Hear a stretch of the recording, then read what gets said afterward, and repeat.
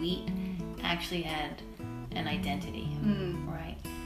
You could talk about wheat as a varietal, like you can talk about your heirloom tomatoes, and it could actually have flavor. Yeah. And furthermore, you could actually know the person who grew the wheat for you. This is the Modern Domestique podcast, where each episode focuses on a different aspect of modern home economics. It's all about exploring a way of life that enhances our community and environment from where it all begins, in the home.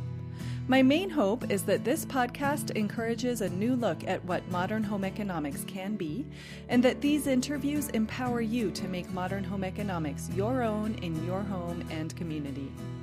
I'm Stacy Keating, and this episode is an interview with Mona Esposito, also known as The Grain Lady. On her website, Mona says that The Grain Lady is a resource for all things grain, in the field and in the kitchen, and it really is true. She has information about everything from how to grow heritage grains to how to cook with them. In this episode, you'll hear Mona talk about what a heritage grain is and why it's important, not only to our taste buds and digestion, but also to our local community and farmers. If you are a home baker or pasta maker, or are interested in becoming one, this episode is for you. So, if you could please introduce yourself. Okay, well, my name is Mona Esposito, otherwise known as The Grain Lady. Awesome. And what is The Grain Lady? Who is The Grain Lady? The Grain Lady is if you think of if what you would ask the Grain Lady, right? So if you had a question about growing grains or how to bake with grains, you would say, well, ask the Grain Lady. Yeah. So that's me. So I'm a resource, I'm a connectress, an educator, a baker, a grower, all those things. Awesome. Yeah. How did you first get interested in starting the Grain Lady project? Yeah. Well, about 3 years ago, prior to that, I've always been a baker. I've always baked bread. And up until about 3 years ago, I hadn't really thought about the main ingredient in bread. I hadn't really thought about the flour. I thought I had it all covered. I thought I had the organic King Arthur bread flour. Right. I was like, great. I'm set. Yep. And then I'm not even really sure how it dawned on me, other than that's my usual trajectory, is to really want to know where my food comes from, and to do it myself too. So I'm the person who had chickens in the backyard. I can tomatoes every summer. I have a vegetable garden. I've made yogurt, like everything. I had the raw milk share. Yeah. Which is kind of funny because growing up in Brooklyn, none of that happened. But I grew up with an Italian mother who really, came from a culture and a tradition of food. So I grew up in this funny dichotomy of, post 60s, so convenience and Pop-Tarts and Lucky Charms, but then I had this Italian mother from Bologna who made fresh homemade pasta and tortellini and lasagna and all those things. So I did have this underlining influence. Did you learn a lot from her? Did you learn how to bake bread from her or different things? No. Kind of all on your own? It was just there. Yep. I saw it. I tasted it. I knew it was part of my culture and my tradition. I knew it was important. I knew it was a way for people to come together, Yeah. So there came this sort of light bulb moment where I was like, well, what about the flour? What's going on with the flour? Is this, could there be more? There's only 3 ingredients in bread, right? Yeah. So I started digging a little bit deeper because the heritage grain movement was really just starting to take hold early 2000s, something like that, mid 2000s. So there was this slight awareness that there were these other varieties that wheat actually had an identity, right? You could talk about wheat as a varietal, like you can talk about your heirloom tomatoes, and it could actually have flavor. Yeah. And furthermore, you could actually know the person who grew the wheat for you. Yeah. So all that had been missing. Now I talk about wheat and grains as kind of the final frontier for the farm-to-table movement. And mostly it has taken so long, and it continues to take a long time, is that the infrastructure that used to be in place for small-scale grain growing has virtually disappeared. Right? Everything got modernized, industrialized. All small farms got bought up by bigger farms. We had large monocrops. We had modern varieties. So all the equipment, which is expensive, just kind of died out. And so all the processing, the harvesting, the cleaning of the grain, the millers. Yeah. I think we used to have 12 millers in Boulder County. Wow. 100 years ago. Wow. Now we have none, really. I mean, we have bakers that are milling.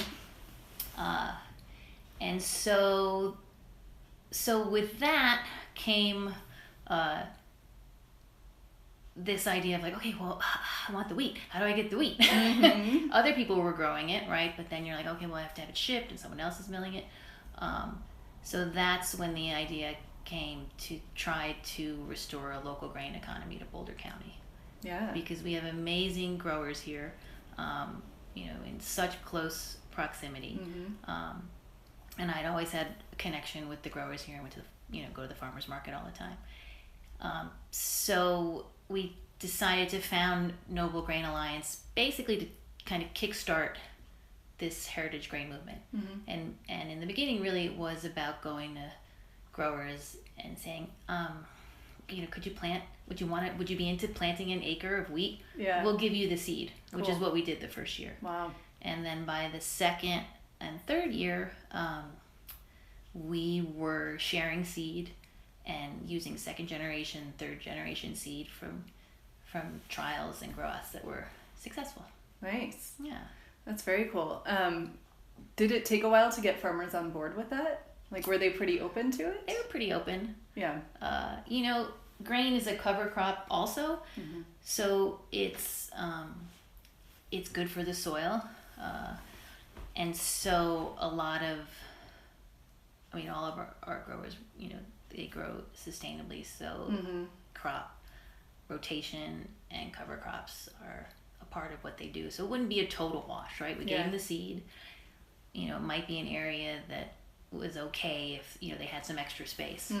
So they were excited, and a lot of them had already been thinking about it. They had already been thinking about adding grains as cash crops, not just as cover crops.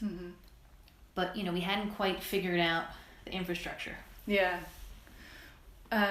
What exactly is a heritage grain? There might be some people who don't know what that means. So sometimes you'll hear heritage grain, sometimes you'll hear heirloom grain, sometimes you'll hear ancient grain. So it's anything that's not a modern variety that's been bred for characteristics that are not related to nutrition and flavor. So if you think of the modern movement or industrialization and the modernization of things, really it was about high yield. Yeah. Right. And so today we have these dwarf varieties that are bred. They're bred to be small so that they can have lots and lots of seed heads and seeds on them and not topple over, right? So with increased yield, there's a reduction in nutrition and flavor. So these giant monocrops, they were really focused on something else. Yeah. And they were focused on creating varieties that could withstand the roller mills, which deliver a totally different impact to the grain than stone mills. And that was so that the flour could be more easily refined. Yeah, and is there a different process to harvesting ancient or heritage grains versus the industrialized ones? Well, I mean, you need a combine. And, depending on the scale, you could do it by hand if it was small scale. But that part of the equipment is not the same. You still need that. The ancient varieties need, after the threshing and the seed cleaning, or even before the seed cleaning, the ancient varieties are an extra tough hull. So they're not free threshing. It's not easy to get the seed out from the outer husk. So that's another piece of specialized equipment that's necessary. So I like to I say the word heritage, and I don't know why, but when I think of heirloom, I think of something passed down from generation to generation. So that's really what it is. If you think of seeds and saving seed, you're picking seed. You're selecting, you're saving seed for the qualities you want. It could be disease resistance, it could be drought tolerance, flavor, nutrition. When everything got really standardized, they stopped really doing that. They took it into the laboratory instead of the field, and were breeding for very different characteristics. And then the only other thing that sometimes can be confusing is you can think of ancient, heritage, heirloom, and modern just as a timeline. So ancient varieties are varieties that truly were grown in ancient times, 20,000, 14,000 years ago. Einkorn is the first wild cultivated wheat or grass. And then the heirloom varieties could be 100, 200, 300 years, things like that. And when you say grain, other than wheat, what would you be including in that? Well, I mean, we all know quinoa, right? That's an ancient variety. Rye, those aren't ancient, but you can find some heritage varieties. Cool. So I would say, you can think of them as having a character and a place. Yeah, and I guess when you're talking about this, I can almost even taste the difference between those different grains. And then when I think of bread, that's, you buy at the grocery store or something, it kind of all tastes the same. So if you're a baker and looking for heritage grains or heritage wheat, would the flavor change? Depending on the type of wheat that you use, or the combination? Or? The type of the wheat, the combination, the flavor would change, texture could change. Now we are talking about wheat. We're not talking about wine or chocolate or coffee. We haven't come up with 100 different descriptors. I mean, it still tastes nutty, grassy, things like that. But yes, there's definitely flavor, and a lot of that comes from not just the varietals, but whole grain, using the whole grain rather than just the refined white flour, because all the flavor is in the bran and the germ. And so when you buy white flour, you're losing all the flavor and pretty much all the nutrition. As far as the nutrition is concerned, is it just that the more refined flours and grains lack nutrition, or is it that the ancient and heritage varieties actually just have more nutrition? There have been studies that they actually do have more nutrition. Even if you took both the modern variety intact with the bran and the germ compared to the ancient varieties. So, yeah, that's really interesting. Are they more digestible too? Because we've been eating them for longer? Not exactly. What we've been doing for a long time is fermenting grains. And as I'm sure you know, fermentation in general makes things more digestible. So using a sourdough starter is one way. It's really the key to making bread and wheat more digestible. Wheat as a grain is not it's not something that our bodies actually can digest easily. So let's not go, okay, well then no bread. No, okay, so gluten is not bad. I know, I was gonna that was on my list. It's not, it's multi-leveled, And you have to just understand that it's mostly the processing of wheat is what is making it difficult for people to digest, and is what's causing all this gluten sensitivity. If you're eating a lot of quick processed food, and that doesn't mean that you're buying a ton of like packaged white flour cookies. I don't really, you don't have to go all the way down to that extreme. You can buy this like beautiful pasta, right? But it's white flour, and it's not fermented, right? Or you can buy whatever is the most, high-end whole wheat bread that you can find, but it's unlikely that it's in the store, that it's being that it has a sourdough starter, or it's being fermented for the time that really it takes to basically it's pre-digesting the proteins. So gluten, it's actually proteins, right? So there's protein in wheat, and when you add water to it, these gluten chains form, right? And that's what makes the structure really for bread. Some of the ancient varieties like einkorn have a completely different genetic structure than modern varieties. And so some people do find that easier to digest. If you're a celiac, you can't do any of that stuff, right? But still, even in that case, fermentation is really what it unlocks. It pre-digests, and then that it unlocks all the vitamins and minerals, and really makes them more bioavailable. Yeah.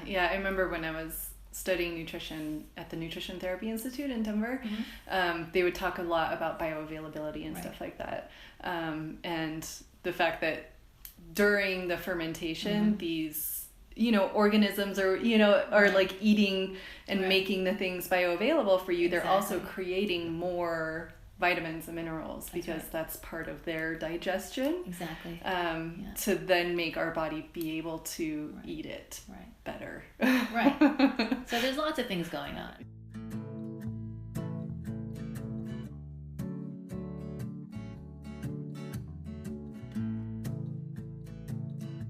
Yeah, that's very cool.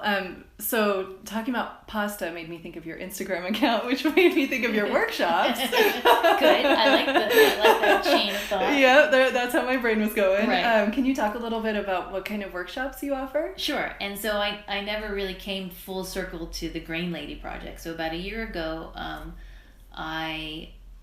while still working on the heritage grain movement, I saw that there was a need for education. Just the things we're talking about right now. What is really going on? Can I eat wheat? And if so, what do I need to do to be able to eat this every day and feel great? And to get the nutrition, and to get the fiber, and the vitamins and the minerals and all those things. And so one aspect of the Grain Lady, aside from being a resource, is to hold workshops. So I do, and everything I do is 100% whole grain and fermented. So we do a pasta workshop. I saw that. I started drooling, which is how I thought of it.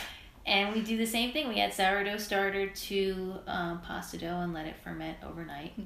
And it really, the other interesting part is it doesn't just affect the digestibility and the accessing the nutrition, but the flavor really gets this complete other depth to it.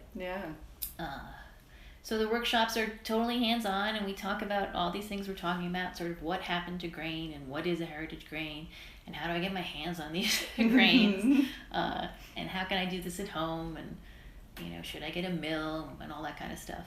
And we make the pasta, and then we eat it.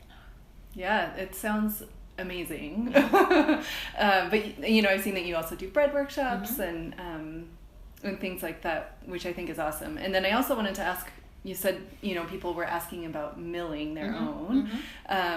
Is there a benefit to milling your own whole grains at home? Is there a shelf life for heritage milled grains?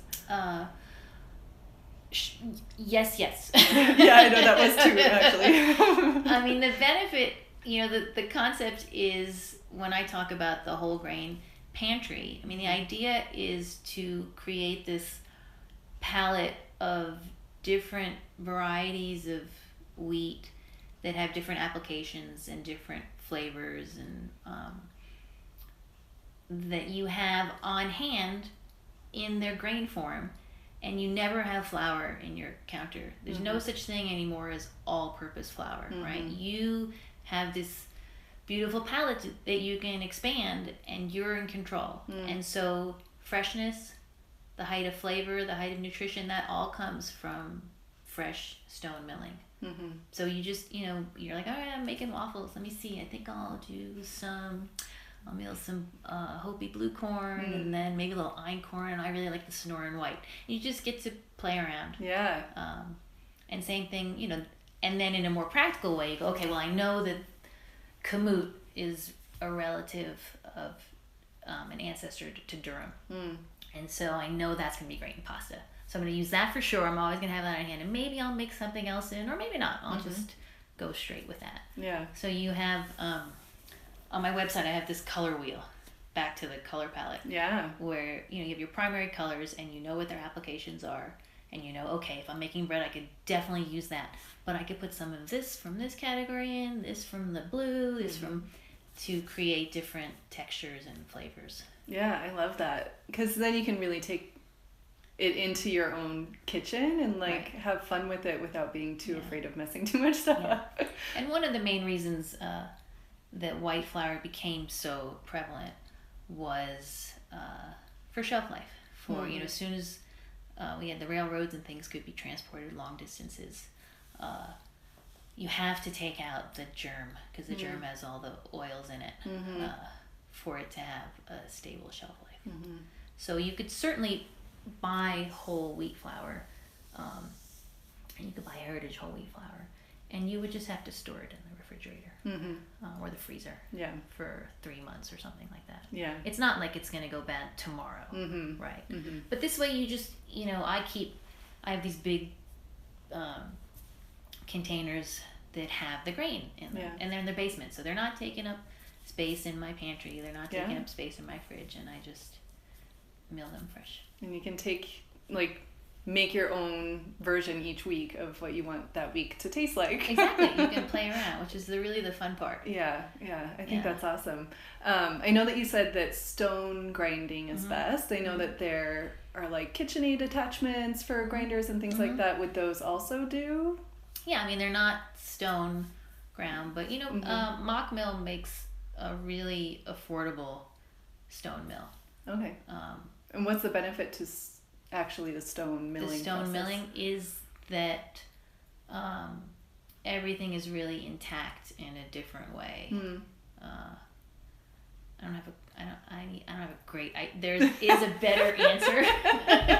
Sorry to put you on the spot. I can never remember when you started asking me scientific stuff. I'm like, there is an answer to that. Yes, and it's true. But I can't remember what the exact was. Yeah, I was just curious.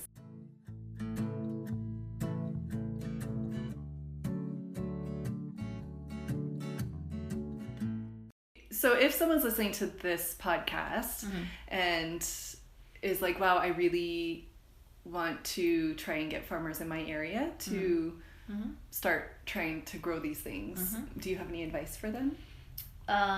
Well, it's, one way around that is to go straight to your local baker and say, hey, I really would love to see you making some bread with these heritage varieties, or these ancient varieties. Yeah.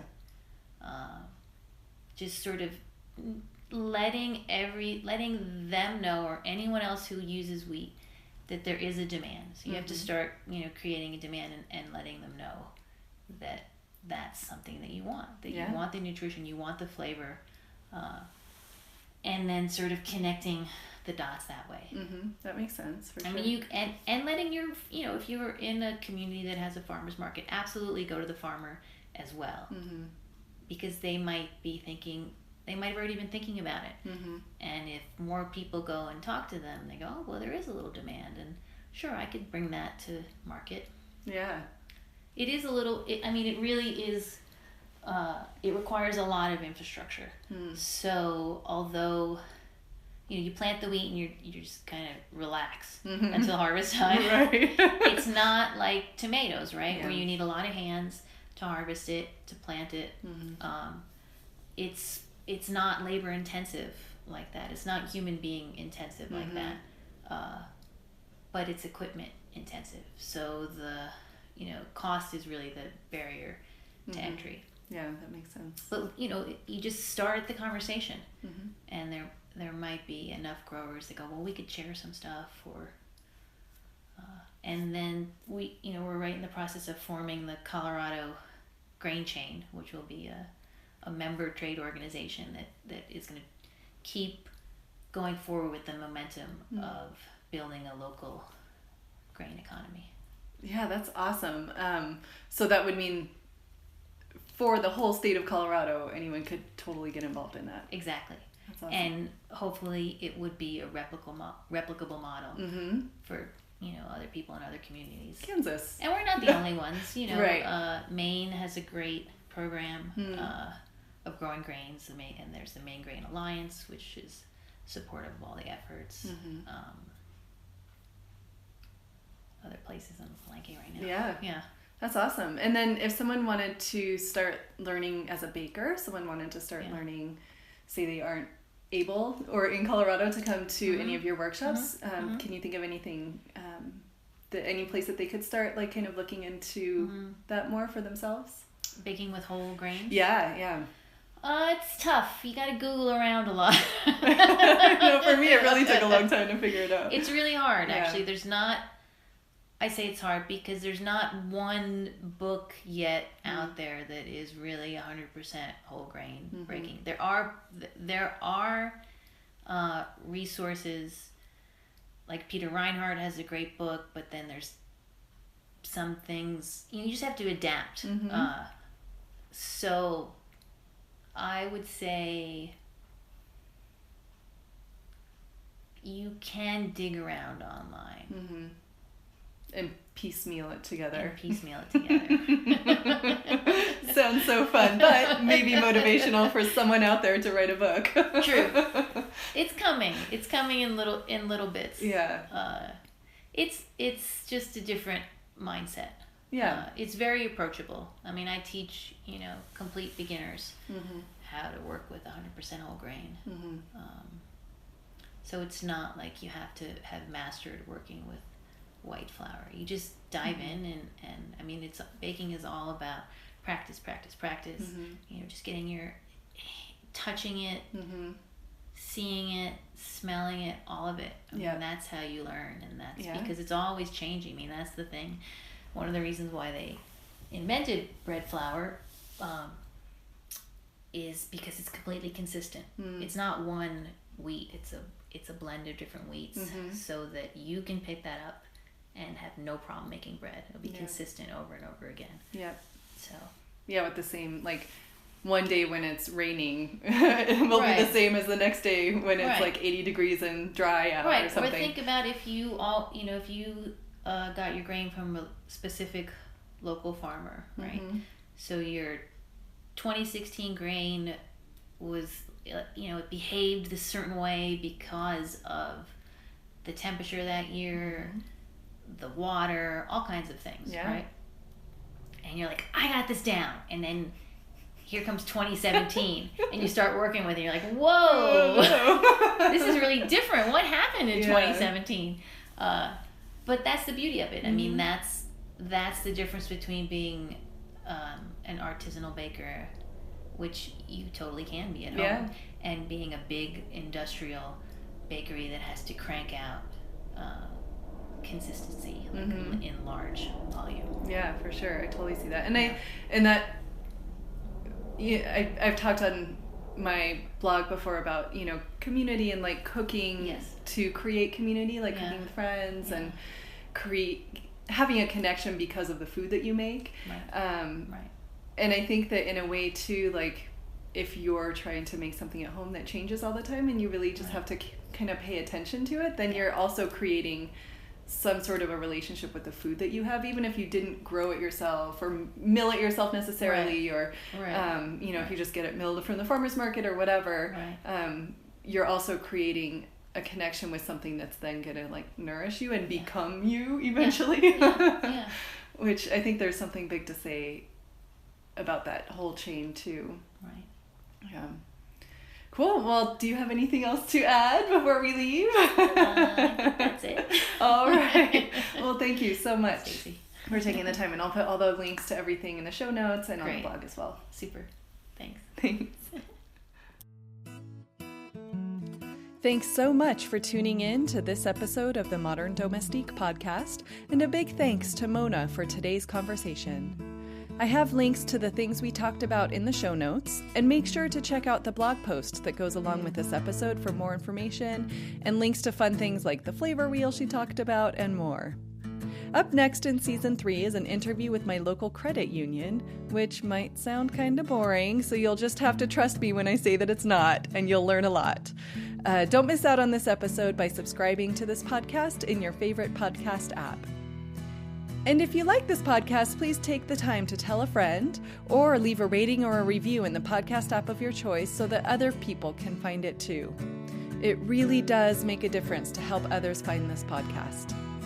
And as always, I'd love to hear about your takeaways from today's episode, so please make sure to stay in touch on the website, Facebook, or Instagram. Thanks again for tuning in, and have a very modern domestique day.